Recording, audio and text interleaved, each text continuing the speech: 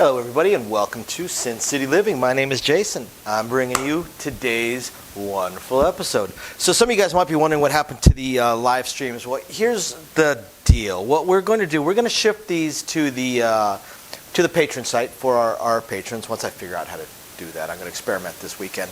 And there's a simple reason for it. I know the last one we had some volume issues and other issues that I eventually solved.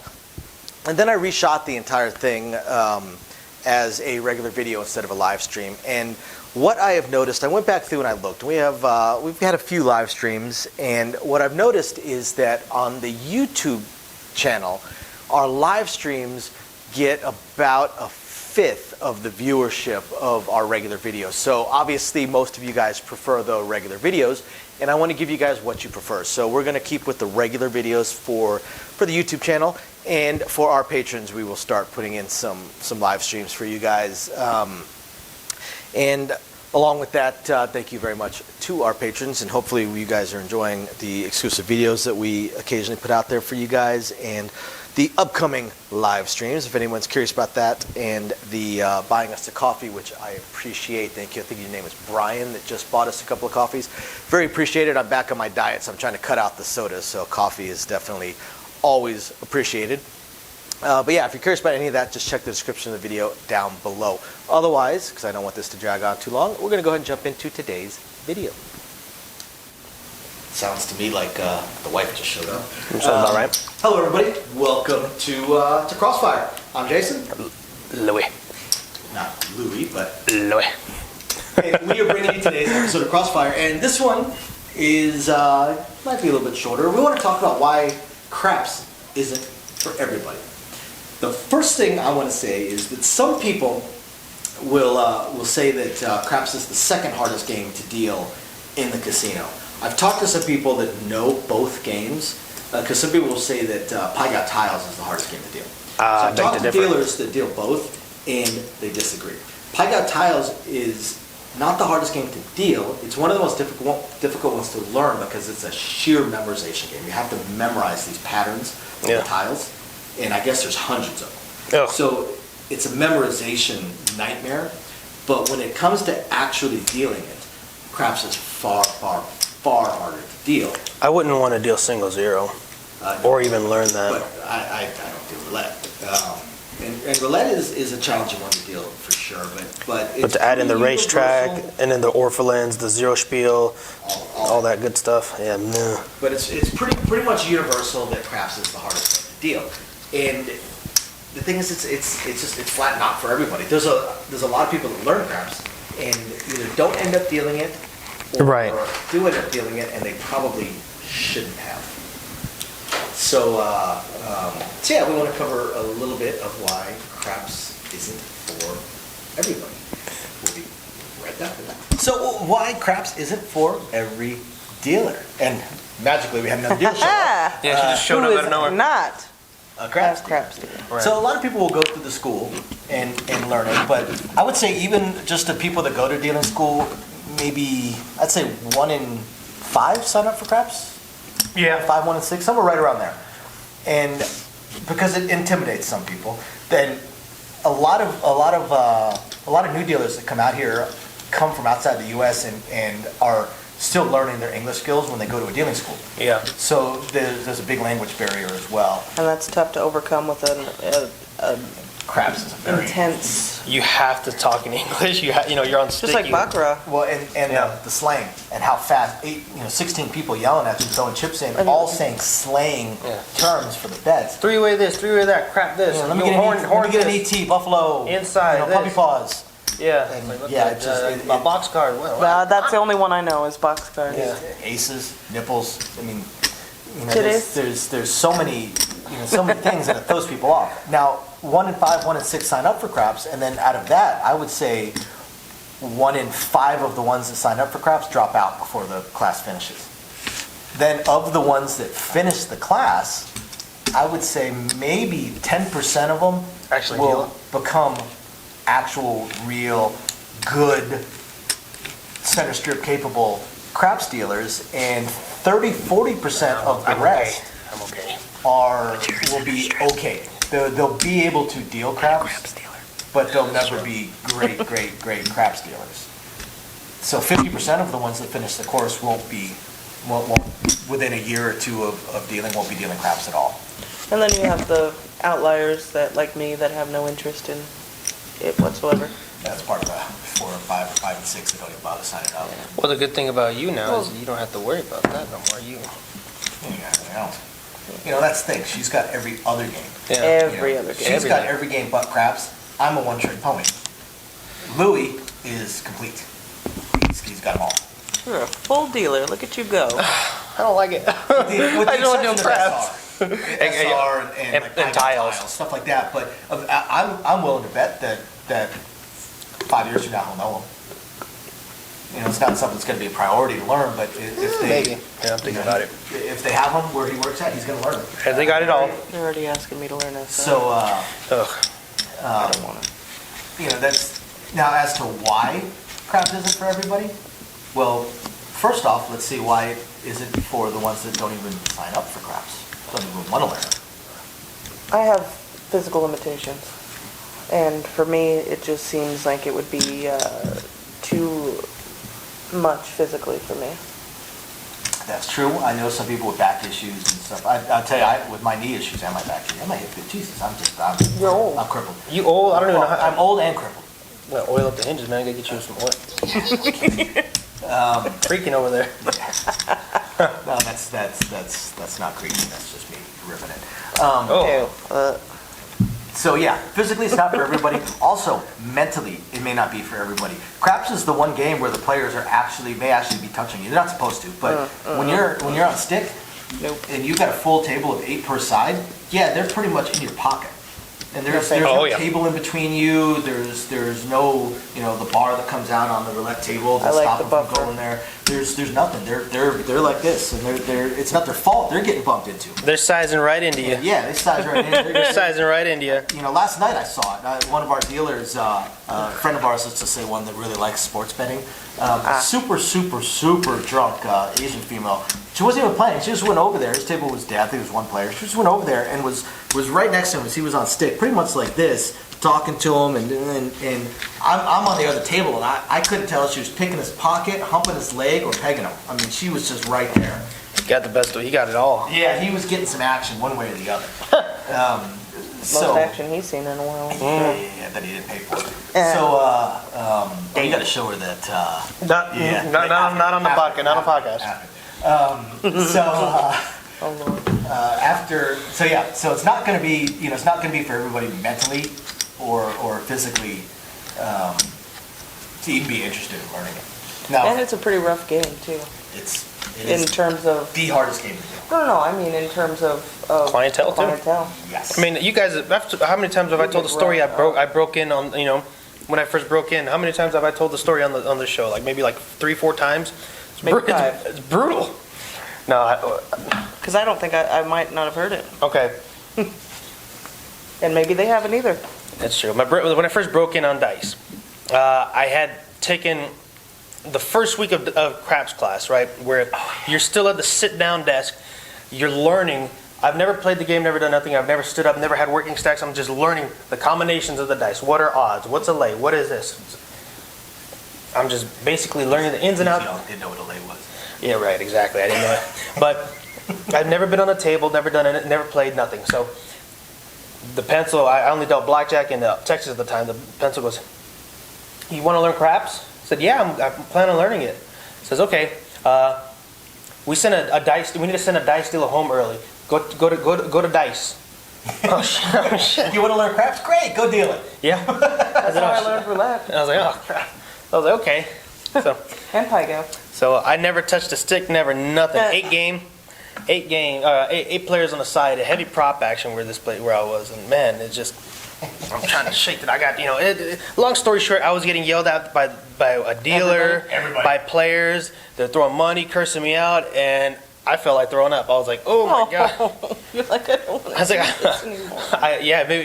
it really made me like rethink my career. You know, a huge percentage of dealers come out of craps class, go to the break-in place, start dealing craps, and questioned it their first month. An enormous percentage of them. When I was teaching it, and when I was my tail end of my break-in casino, I had dozens of conversations with people that had just started dealing craps and were talking about not wanting to deal it anymore. At least they had, went through the course. Well, yeah, I did never Trial by touch the fire. stick. I'm over there. The boxman, pay him this, pay him that, do this, do that. I'm like, what is what? Just set it up here. So I'm like, oh, but that's why. It's the clientele. Yeah. The clientele. It's a super fast game. Very. People are screaming at you, cussing at you, yelling at you.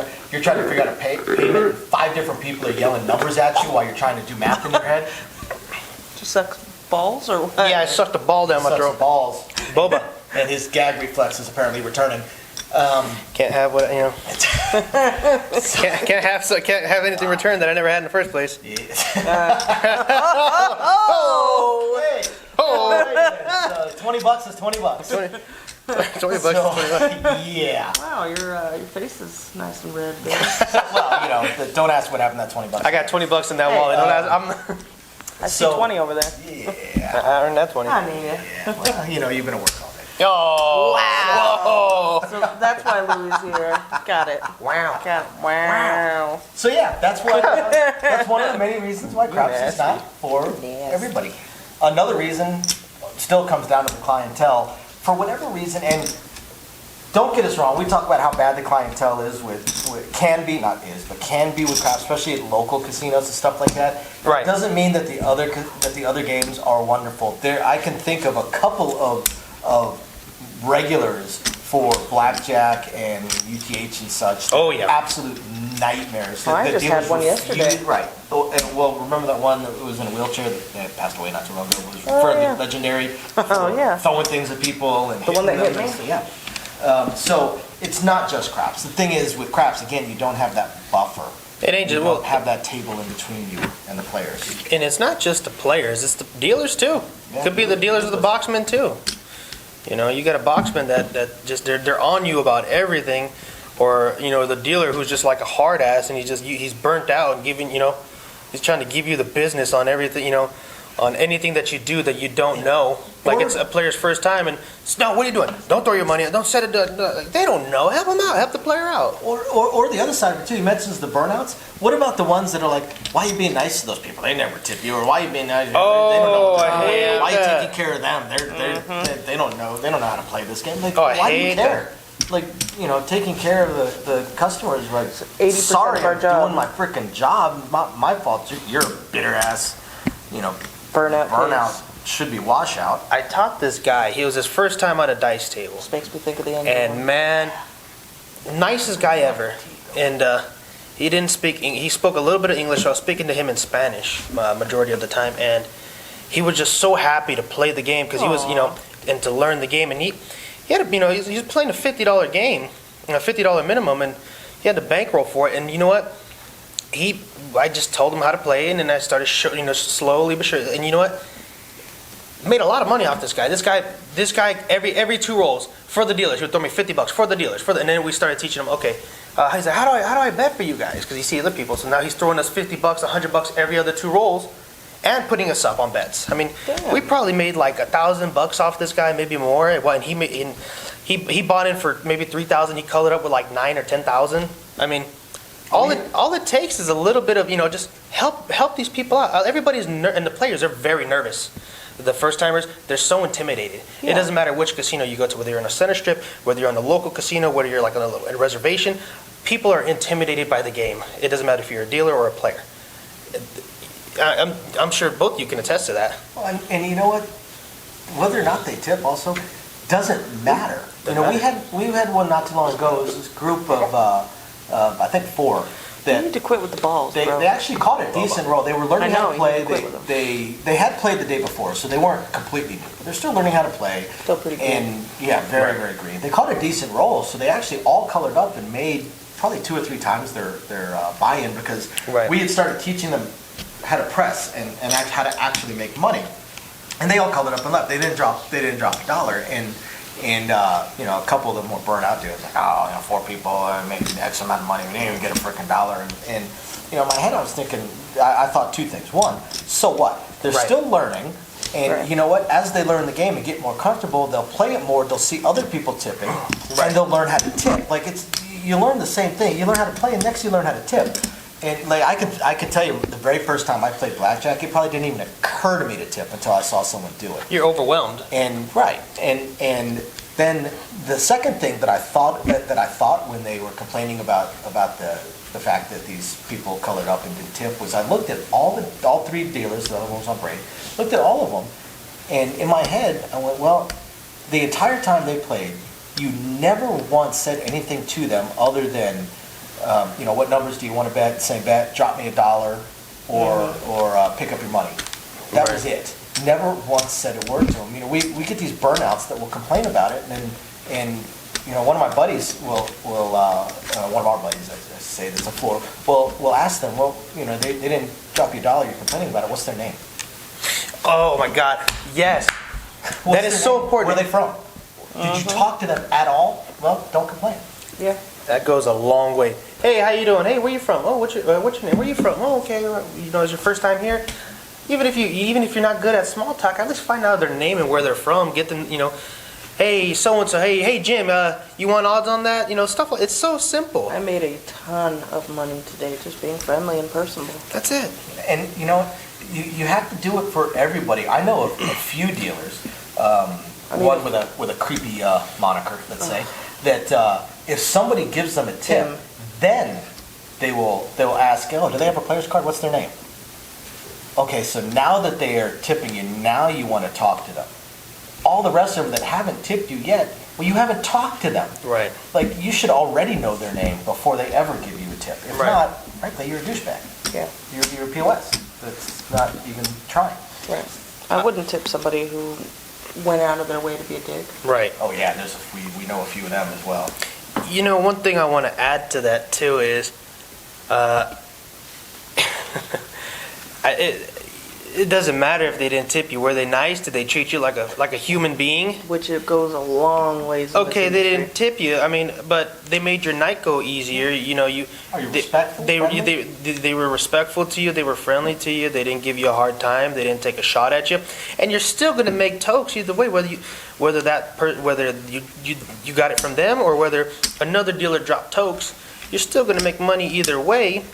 But you never know either. You don't know if this person's going to tip you this time. Maybe they forget. Maybe they come back and they tip you next time. Or, like I said, it doesn't hurt to be friendly and to be nice and treat everybody nice, because you just never know. You never know, and even if they don't tip you, you're still going to make money either way. Not to mention, your entire paycheck isn't tipped. Part of your paycheck is coming from the casino, so you're being paid to take care of these people. Right. And You're taking money to take care of these people. why are you going to piss yourself off and ruin your own day? Like, Oh yeah, I know some grumpy people some grumpy dealers that are burnouts that I've even made the comment when they're at the table of I couldn't come to work hating my job every day like that. No. I just couldn't do it. I can't come to work a miserable human being. Absolutely. I can't. Oh, I love my job. Yeah, me too. Get paid Why to- would I do it? That's the reason Meet I people, left my old meet industry. people from all over. Yeah. Why would you want to do that? We kind of got off subject here. As far as why craps isn't for every dealer, I think we've kind of covered it though. Yeah. We've kind of covered why craps isn't for every dealer. It's just either it's too fast, and that's one thing too. The one thing that we really didn't cover is the speed of it, and like we said in another video, dealing does not take super advanced math skills. Craps at most does start to take some algebra. But it's very, very basic level algebra. It's like 6th, 7th grade algebra. And the problem is you have to do it fast. But whereas, Unless blackjack you're and amazing. such, right. The dealer. You have to be, right. she was so funny. It's 134 5 times. And Tom's like, well, But, Well, we'll get there eventually. It is 134 5 times. Cut it. We'll figure it out. so if 5 get pays there. 6. 6 pays 7. We'll get there eventually. So, that can throw some people off because it's so fast. You have to get the answer really, really fast. And you got people yelling at you. And if you're constantly slow at getting the answer, it starts to wear on you. Whereas blackjack or Ultimate Texas Hold'em or Pai-Gow or roulette, although roulette does start to cross into the algebraic thing as well. It does. But again, very, very basic algebra. You have to do these things fast, but all those games all have a stop. All the other games, except for craps, actually have a hard stop. The hand is over. We haven't started dealing the next hand yet, and we're going to, the next hand doesn't even start until everybody's paid. You know, if you're still paying the third person, person number one isn't saying, give me the cards, give me the cards, give me the cards. They know that you're at a hard stop until you've cleaned up all the cards and all that. Same thing roulette. You're at a hard stop until you've paid it all. And picked up the dollar. Picked it up. Whereas with craps, you've got people like, give me the dice, you know, hurry up, pay him, give me the dice, let's get a roll, let's get a roll, let's get a roll. And you even have the boss saying, let's get a roll. And you had the book all kinds of bets at the same time too. While still trying to figure out this payout that you haven't figured out. Right. So that does chase some people away is how fast it is and how you have to know, how you have to be able to do, how you have to multitask. You have to be paying one person while hearing the other three people that are saying, press me one unit, press my bet, take me down to table minimum, and two other people that are throwing in new bets that you have to also hear and book. I mean, you have to be able to multitask. So that's part of what turns people off on the game as well. It's a lot. It really is. It's a lot. And I'm not going to lie, there's certainly times where I've been on the table where I'm like, man, this sucks. It is what it is. Yeah. You know? Just got to get through it. Those days also tend to go fairly quick. So Yeah, when you're buried, man, when you're in the weeds all day, that day goes by hella fast. brings up one of the reasons why I love craps. Right? Sometimes. When I was on a dead table. Sometimes they take forever. Yeah. When I was on a dead blackjack table, I was struggling to stay awake. When I was on a dead craps table, even on graveyard, I had two other people to talk to. Yeah. Another reason I love craps. Well, that is if you actually like those other people and actually want to talk to them. That's true. I mean, there's some people that are just duds.